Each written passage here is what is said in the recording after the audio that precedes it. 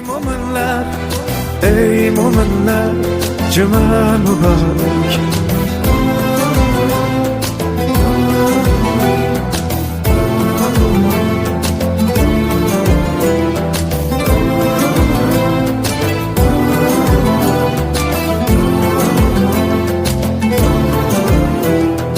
Dard kirmasin ko'ngil hududingizga, Allah sağlık versin vücudingizga, şeytan hasad qilsin sujudingizga.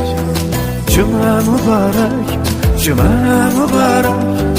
Yetimu yesirni yo'qlaguvchilar, sababni xirmondek to'plaguvchilar, bir kun kavsarni qo'plaguvchilar. Juma muborak, juma muborak, ey mo'minlar,